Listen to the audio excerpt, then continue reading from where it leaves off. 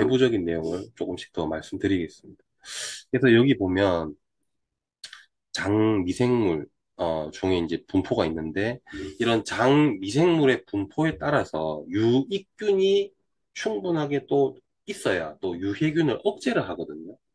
그렇지 못하게 되면 유해균이 뭔가 힘이 세져가지고 이렇게 뭐 숫자가 많아지거나 힘이 세지거나 이러면 어, 유익균은 말 그대로 우리한테 이익을 주는 균이라서 유익균이라고 하는데 얘네들이 많으면 유익균이 많으면 뭔가 우리 인체에 도움이 되는 건강에 도움되는 성분들을 많이 만들어내서 건강이 더 좋아지는데 유해균의 숫자가 많이 증가되면 얘네들은 먹으면서 뭔가 뭐 황화수소라든지 그다음에 독소 여러 가지 이런 것들을 만들어냅니다. 자기들이 증식하면서 그렇기 때문에 그런 독소들에 의해서 이제 우리 장 세포가 공격받게 되고 사이가 벌어지게 되는 이런 사태가 벌어지게 됩니다. 어, 그래서 이 장의 어떻게 보면 군대라고 할 수 있는 이런 균 관리도 잘 해주셔야 되기 때문에 자 우리가 전쟁을 할 때 물론 전략도 중요합니다. 무기도 중요하고 전략도 중요하고 그 사령관도 중요한데 결론적으로 조금 쉬운 게임을 하려면 수적 우세를 취하면 되는 거거든요. 그러려면 이 우리 장을 지키는 군대, 즉 유산균을 많이 넣어주면 됩니다. 중공군 인해 전술 뭐 이런 거 있지 않습니까? 그 계속 넣어주면 유리할 수밖에 없어요. 유리한 싸움을 우리가 만들어줘야 됩니다. 장이 스스로 할 수는 없어요. 우리 인간이 유리한 싸움이 되도록 계속 지원을 해줘야 된다.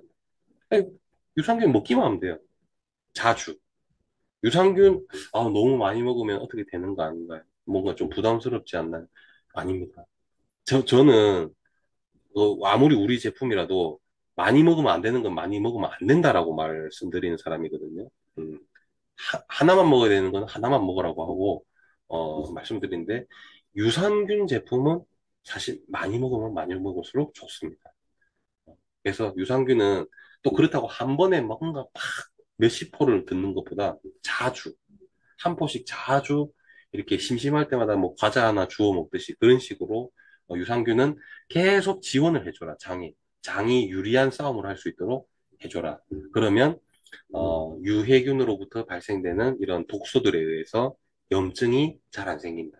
자, 우리 인체가 뇌, 눈, 뭐 폐, 뭐 생식기, 뭐 이 온몸 전신에서 염증이 잘 생길 수 있습니다.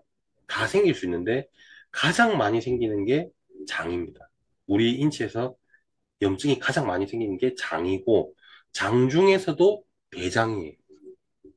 우리 균이 예를 들어서 장에 있는 균이 100이라고 봤을 때, 우리 인체에 있는 균이 100이라고 봤을 때, 거의 95 정도가 장에 모여 있고, 그 95%의 균 중에서도 90%가 대장에 있어요.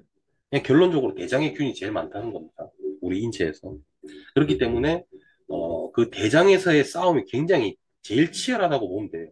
어, 그렇기 때문에 대장 건강이 또 그만큼 중요하다라는 것이고, 대장이 고장나기 시작하면 여기 지금 보여드리는 자가 면역 질환, 뭐 아토피, 천식, 알레르기, 뭐 갑상선 기능, 항진.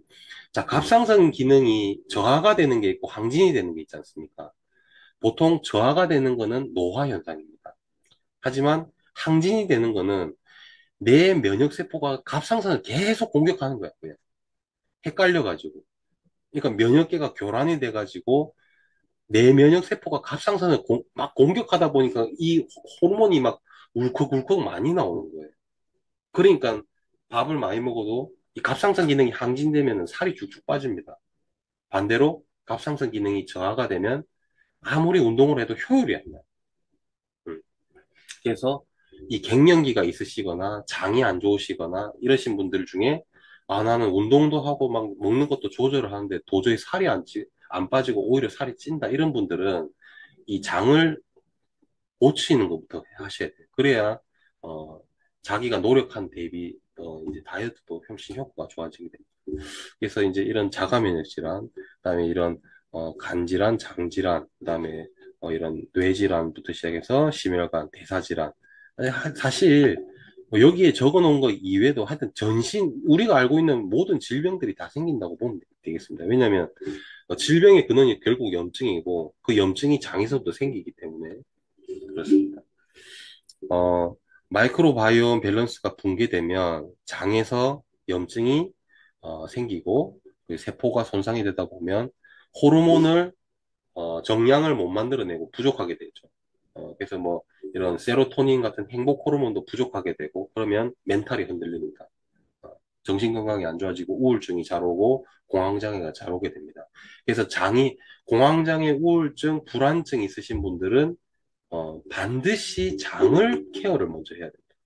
정신과를 가기 전에 장을 먼저 고치면 자동으로 좋아지게 되는 경우도 굉장히 많습니다. 그래서 멘탈이 좀 안 좋다 하시는 분들은 장 건강과 관련된 제품들을 좀 잘 활용하시면 좋다라는 것이고, 그 다음에 이제 효소, 우리 인체 세포가 일을 하려면 효소가 작동을 잘 해야 됩니다. 호르몬을 만들려고 해도 효소가 잘 해야 되고, 콜라겐이 만들어지려 해도 효소가 잘 작동을 해야 되고, 소화가 잘 되려 해도 말 그대로 효소가 잘 작동을 해야 되는데, 그 기능이 떨어진다는 거죠. 장에서부터 시작된 이런 염증이나 독소들에 의해서 그래서 그래서라도 이 장을 마이크로바이옴을 잘 케어를 해야 되고 어, 그렇습니다. 뭐 이 같은 이야기를 조금 반복하는 느낌인데 그만큼 좀 중요한 거죠. 장에서부터 시작된 이런 염증이나 독소들이 혈관을 타고 돌아다니면서 식욕에도 영향을 주고 뭐 파킨슨, 뭐 치매, 뭐 헌팅턴, 그다음에 뭐 이런 다발성 경화증, 불안, 우울, 자폐, 스트레스, 당뇨, 그다음에 하여튼, 우리가 아는 대부분의 질병이 이런 장에서부터 유래된다라고 봐도 과언이 아닙니다. 그 다음에, 이 노화 속도, 노화 속도 자체도 유익균이 많아야 저속 노화가 이루어진다. 음. 유해균이 많으면 저속 노화의 반대, 가속 노화가 이루어진다. 하는 겁니다. 그래서 뭐 단순히 유산균 식이섬유 먹어가지고 그냥 뭐 변비 설사나 해결하고 뭐 그런 개념은 한 4, 50년 전 아주 이런 이론적 지식이 부족할 때 얘기인 거고 지금 현대에 들어와서는 장은 그냥 핵심이다. 컴퓨터로 치면 CPU에 해당되는 굉장히 중요하다. 그래서 이 장의 상태에 따라서 우리 노화도 좌지우지된다라고 이제 많이 이렇게 연구가 밝혀지고 있습니다. 그래서 우리가 건강해지려면 마이크로바이옴 케어가 시작이 돼야 된다. 무조건. 무조건 마이크로바이옴이 시작돼요. 다이어트를 할래도 마이크로바이옴. 조속 노화를 할래도 마이크로바이옴이 시작이 된다는 겁니다. 멘탈 케어 마이크로바이옴이 시작돼요. 당뇨 마이크로바이옴으로 시작을 해요. 무조건 이 마이크로바이옴이 정상화를 시켜놔야 그 뒤에가 말이 돼. 우리가 이전에는 이런 이론적인 구축이 말 그대로 이론이었어요. 이론은 사실하고는 다릅니다. 마치 이제 가설을 세우고 그 가설이 계속 이제 연구를 통해서 사실화되는 거거든요.